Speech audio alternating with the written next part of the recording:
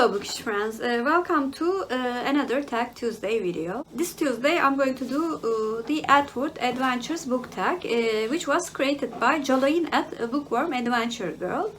Jolene is a channel that I've discovered quite recently, and I'm really enjoying her content. And I was tagged by Gemma at Gemma Books, one of my newer friends that I found in BookTube too. If you like my content, I think you will like theirs too, so check them out. Although I was tagged quite a while ago, I wanted to do this tag when I started buddy reading a Margaret Atwood book. The Blind Assassin by Margaret Atwood was one of the big books that I planned to buddy read for an extension of 2 months, and started buddy reading this book very recently with Kevvie at Kevvie, and so far we have enjoyed what we read. I will do the 13th question first, and I will tag Kevvie. I don't know if she had been tagged before, but I don't think she has done this tag. And I also would like to tag Dark Roots Creations and Jen at Remembered Reads. So let's get on with the prompts. The first prompt is: before publishing her first collection of poetry in the early 60s, Margaret Atwood had several other jobs, including working at summer camps. What was your first job? My first job was being an intern at an architectural firm here in Izmir in the first year of the university. It was the first time that I had worked with insurance, and I am very glad that I started at an early age, so I will wait less for retirement. Question 2. While growing up, Margaret Atwood's family spent several months each year living in the bush in northern Ontario. What is a survival skill that you have that would help you survive living off the grid? This is a very hard question for me. I actually love civilization and city life, and I'm not a big fan of nature living or harvesting anything, to be honest. But I can be creative in cooking, so maybe that could be a survival skill, but I don't think I will survive living off the grid. Question 3. Margaret Atwood grew up reading comic books. Do you have a favorite comic book or comic book character?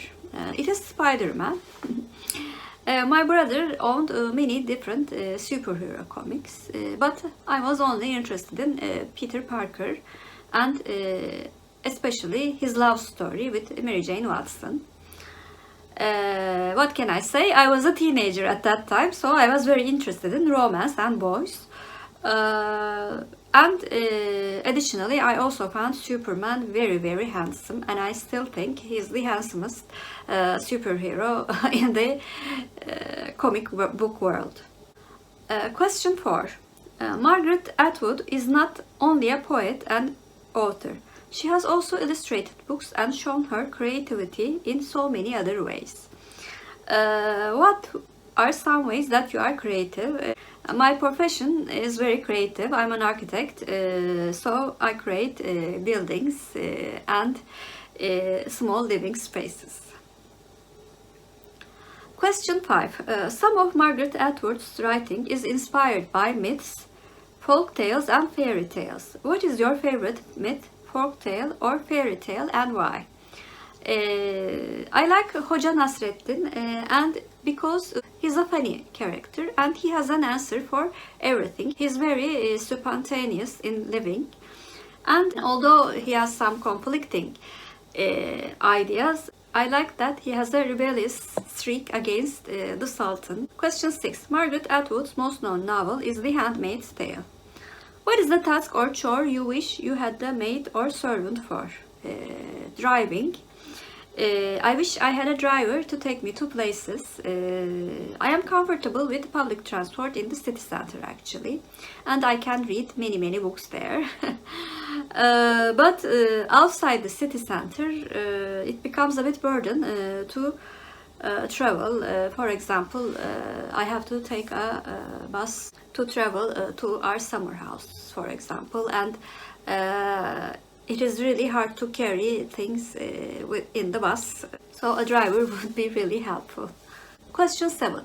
The themes Margaret Atwood writes about have stayed consistent in all her writing for over 6 decades. She writes about the role of man and woman in the society, relationships, religion, marriage, and identity, to name a few. If Atwood were to write a novel about you, what are some themes she would need to include? She would definitely include the struggle of modernism and tradition in the lives of educated women. Some of my views about the world are a bit conflicting because of this duality. But I accepted myself like that, so it's no big deal right now, but it was a big deal when I was a young adult. And also the love of family. Family is the most important thing in my life, and I am very lucky to have such a loving family. Question 8. Margaret Atwood has created words for her novels.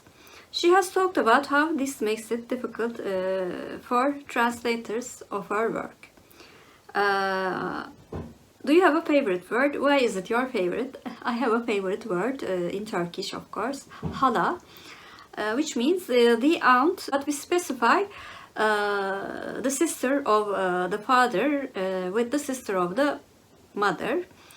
Because I'm the sister of the father, I am hala. Hala is more special than the word that is used for sister of the mother, teyze. We also do call elderly woman teyze to show our respect, but we do not call elderly woman hala. So hala is special in that sense too. But my love for the word comes from hearing them from my nephews. When they say hala or halacığım, my dear aunt, my heart fills with so much love. That's why it is my favorite word. Question 9. Margaret Atwood was born in Canada and lives in Canada now. But she has also lived in other countries like the United States, England, France, Germany, and Scotland. What countries have you lived in, and or what is another country you would like to live in? I have lived in Turkey most of my life, with the exception of 10 months in UK, in Coventry, when I was doing my master's degree. I liked it there. It was very comfortable to be a student in the United Kingdom because my education was paid by the government. So I didn't have to work and study. But I am very happy here actually. Because all of my loved ones are here, my family is here. I've talked about my family so much in this tag, but as I mentioned before, it is the most important thing in my life. But if I didn't have any family, I think I would have liked to live in one of the English-speaking countries. Question 10. Margaret Atwood is an advocate for caring for the earth. What is something you do to help take care of our planet? For example, I use the back of papers so that I try to use less paper, and I am actually very active in recycling. I like to recycle things as much as I can, and I don't know if it counts, but I also prefer to use public transport in the city center. I mean, I have the means to take a taxi, but public transport is much more clean for the earth. Question 11. Margaret Atwood is passionate about animal rights, and some of her writing has included animals and reflection on animals. What is a topic that you're passionate about? I am passionate about books, but of course I'm not going to count that. I am passionate about the education of girls in Turkey. I did not become a teacher. It was my second choice in career. But I support every cause about this subject. The education is very important for all of the society, of course. But it is essential that girls should have an education to make them able to work, even if they do not choose to do it and become a housewife. It is very important that they should have an alternative when they have to separate, for example, from their family or from their partners, from their husbands. It is important that they should have a choice to work if they can. and that is only achieved by receiving a fair education. And the last question is question 12. Margaret Atwood is supportive of new authors in a variety of ways. Who is a newer author and or what debut novel do you wish more people knew about? I very recently started reading a historical romance series, Walton Valley. This series is written by Catherine Kennedy, and I discovered this author through Book Sirens.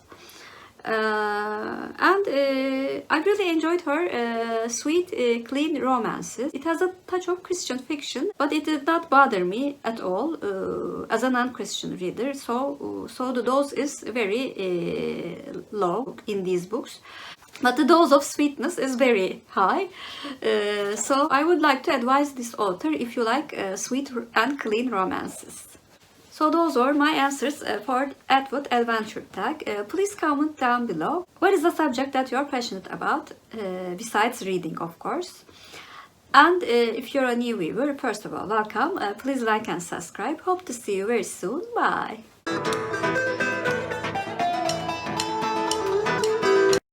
As for Turkish word of the day, of course I'm going to choose adventure. Adventure means macera in Turkish, and macera is our Turkish word of the day. Have a good day.